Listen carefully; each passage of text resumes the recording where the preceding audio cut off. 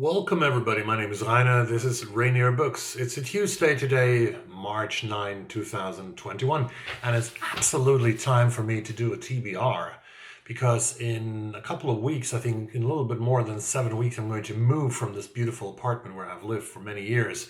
I'm going to move to a different part of town, which I'm going to show you later this spring, so stay tuned, but stay also tuned to see my TBR. We started now.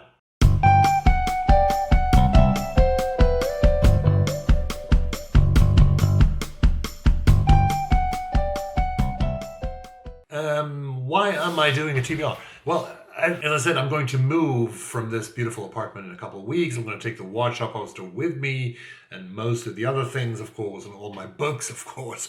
But I thought of doing a little bit a video. I thought of doing a video about the books that I want to read before I move to my other apartment. My friend Jyotsa from Jyotsa's Bookscapades in India has done the same thing, and I think she hasn't moved yet as well. So which books do I want to read before I move away from here? Currently, I am reading, if you've seen my wrap-up on Sunday, currently I am reading, let me just grab the book, The 9 Lives of Pakistan by Declan Walsh, an Irish journalist who has worked for the New York Times and who has been to Pakistan as a correspondent, and he was expelled in 2013. I think his story starts in 2007 when he came to the country and also experienced the storm of the Red Mosque. That's what I read in the first part of the book. So this is what I'm currently reading. I'm about 40 pages, and I definitely thought that I had to educate myself about Pakistan, which is a big country in Asia, very interesting and also very important country in Asia for the balance of peace and security over there. And now I have the opportunity to read and to educate myself about Pakistan. The second book that I'm reading now, and this goes quick, is The Searcher by Tana French.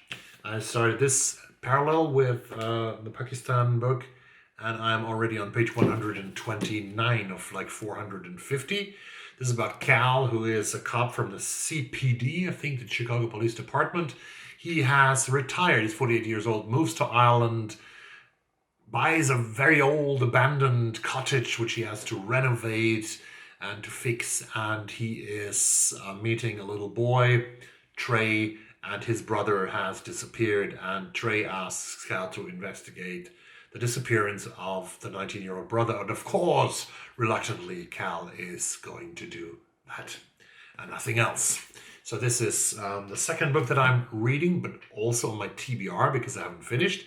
The third book on my TBR is A Passage to India by E.M. Forster, a classic from 1924, which is I'm reading together with Margaret Pennard from Margaret Pennard, and we're doing this as a March of the Moderns, a beautiful readathon that she holds on her channel in March, in the month of March.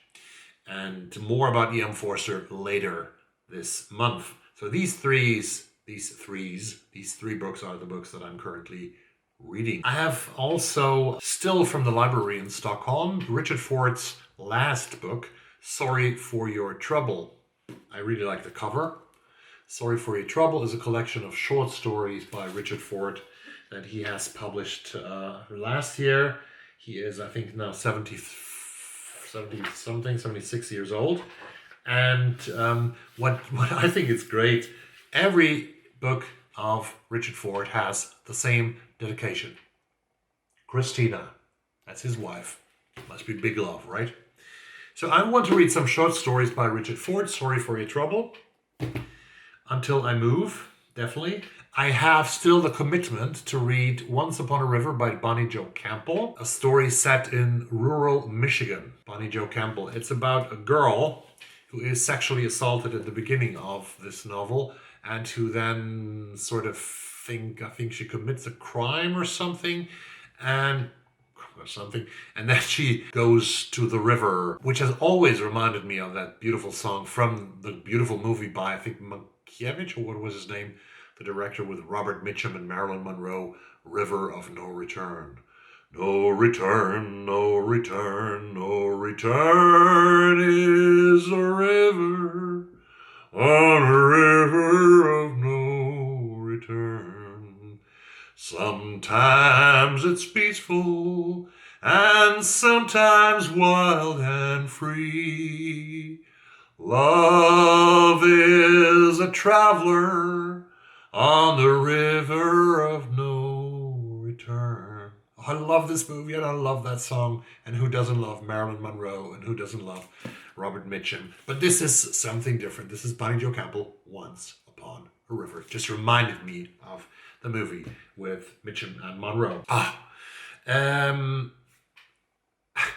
The next books, I'm not sure that I'm reading them until the end of my stay here in this apartment. But they are on the list, on the possible list. So if you have them, if you are interested in body read any one of these books with me, so please let me know in the comments down below. I have another thriller, Many Rivers. I'm singing again. Many rivers to cross, but I can't seem to find my way over. It was a little bit quick, a little bit fast, a little bit wrong. Peter Robinson's novel, Many Rivers to Cross. I have to read this. The Master of the Police Procedure says Mail on Sunday. Robinson is really a very good author. This is, I think, the 26th novel about Alan Banks. And because number 27 is already coming, it's coming very soon. So I have to read this one to be able to get the new one, Peter Robinson. This is on my TBR. If you want to join me, drop a comment down below. I have in April, this is also on the TBR, and this is more safe on the TBR. I have Mayflies by Andrew O'Hagan. This is about a friendship, two guys in Glasgow in Scotland. And I'm going to read this buddy read.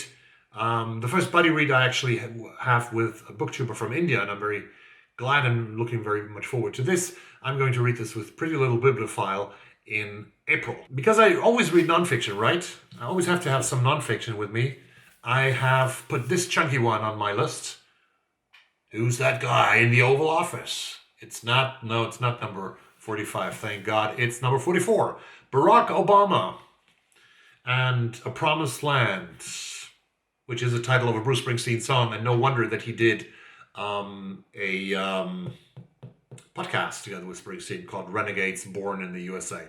So this is on the TBR. If you want to read this with me, let me know. Still on the list, new books that I bought recently, maybe tomorrow, already on the long list of the International Women's Prize. Of the Women's Prize for Fiction, I don't know. Girl A by Abigail Dean. This book is selling enormously into other languages. I think they sold already the rights in 28 languages.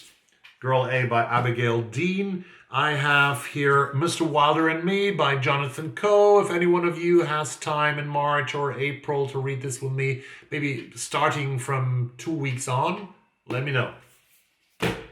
Not starting now, but starting like in 2 weeks for any of the reads that I mentioned now. House of Broken Angels by Luis Alberto Urrea is luring and waiting.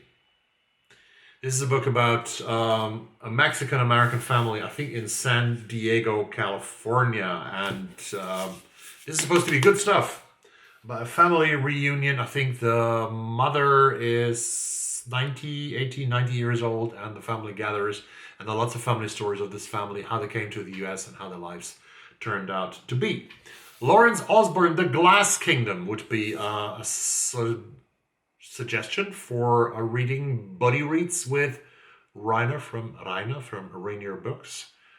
This is in Thailand, set in Thailand by Lawrence Osborne. I really like Osborne, and he has, my God, look at the blurb. It's by Hilary Mantel.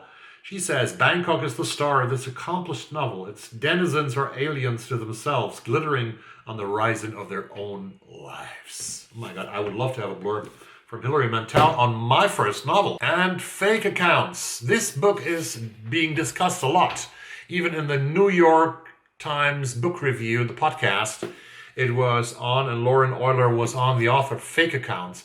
If you want to join me reading this, please let me know. I would love to do a talk with Lauren Oyler. I might ask her, because she speaks German as well. She speaks German, and of course she speaks English, and we could have a beautiful German and English mix, hodgepodge, as Brian would call it, hodgepodge talk with Lauren Oyler, and maybe also a buddy read with you.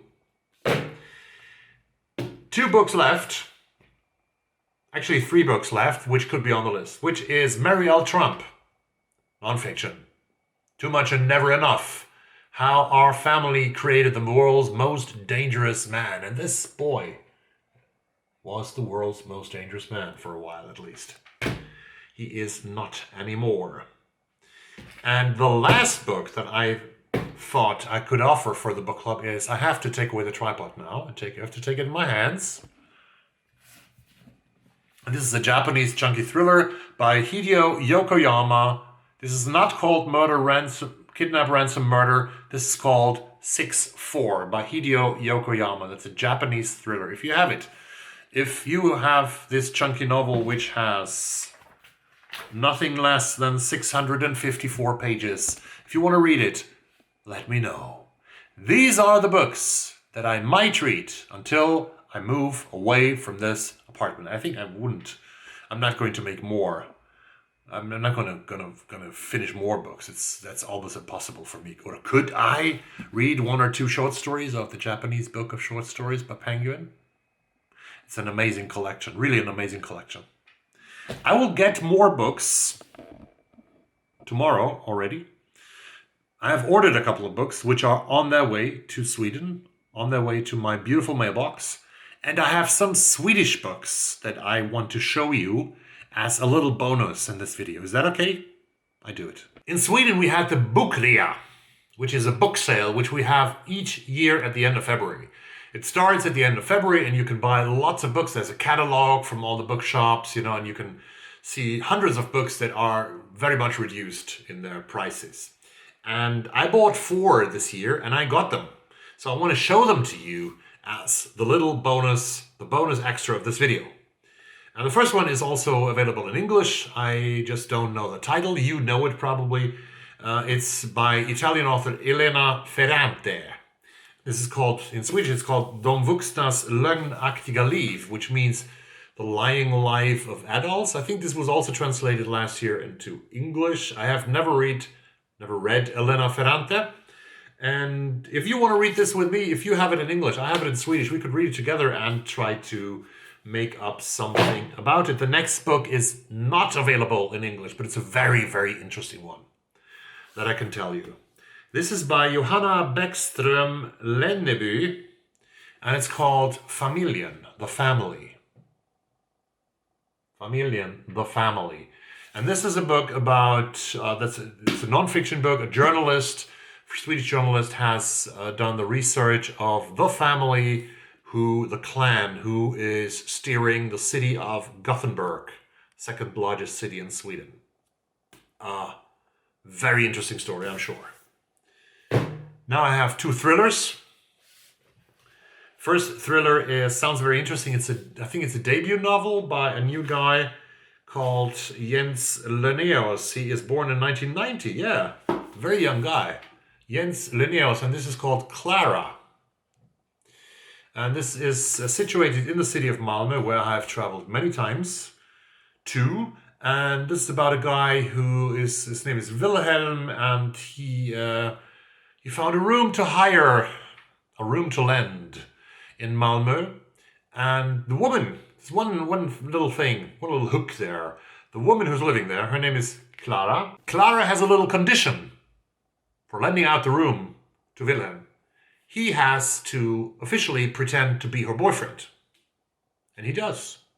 He needs a room. It's a beautiful room. It's a beautiful apartment. Clara's a nice girl. And he pretends to be her boyfriend. And I think this is going to be leading to a lot of problems for poor Wilhelm, which are revealed in this novel. The last Swedish book book in Swedish translation in this case, that I want to show you that I've bought in the book sale here in Sweden is by a Danish author called Sören Sveistrup, and it's called Kastanjemannen. Kastanjemannen. Now, if I knew the word for kastanje, oh my God, I have to look it up. Bad. I have problems with plants, with flowers, with fruits, not the usual fruits, but things like kastanje are not so easy. You probably recognize it when you see it. This fruit. I'm so sorry. Of course, chestnut. It's called The Chestnut Man. Kastanjemannen is The Chestnut Man.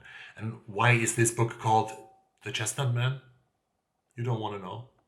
You do know? You do want to know? Okay. En kvinna hittas brutalt mördad på en lekplats I Köpenhamn. Okay, you don't understand this. A woman is found brutally murdered on a playing ground in Copenhagen. At the body, or around the body, the police finds a little figure made of 2 chestnuts and matchsticks. And the case is, when they look at the man made out of chestnuts, the police discovers fingerprints of a young girl that has disappeared for more than 1 year ago. A girl that was never found, but that everyone is fearing has been killed. And this is the case. Find that little girl. They find a dead woman, and on that chestnut there's a fingerprint of a little girl that has disappeared a year ago. So will the police find it? We don't know. Chestnut Man by Sören Sveistrup will tell us this story. These are the 4 books that I got from the Urrea here in Sweden. This is, I think, could also be on the TBR if you have an English translation of these books, or if you just want to read them, let me know. I'm open for suggestions because buddy reads are cool and I want to read books with more people. But this was everything for today. Tomorrow I will be back at 7 p.m., which is not 7 p.m., 7 p.m. UK time, which is 8 p.m. our time here in Sweden. And this would be 2 p.m. Eastern time in the United States, and it would be 11 a.m. Pacific Standard Time in the west of the United States and in Canada. So at that time, the Women's Prize for Fiction will announce its long list, and I'm going to do a live reaction if possible. Hopefully I get a new tool, a new device for my camera, and I will be able to stream live with this beautiful Sony RCX7 camera to YouTube. I'm going to test that tomorrow night. Hopefully I get the device. Hopefully I get to set it up in time, and then I can do it. But anyway, I will make a video tomorrow about the Women's Prize for Fiction and about my reaction, and I probably will match a little bit with my prediction list. How many points do I score? How many points did others score, like Simon Savage? Simon Savage is tomorrow a great competitor. Of course, he's going to beat me with horse slangs, as we say in Sweden. Simon is going to talk with his mum about their reaction to the long list. Simon and his mum are unbeatable, that I can tell you. Thank you very much for watching this video, and see you tomorrow. Bye-bye.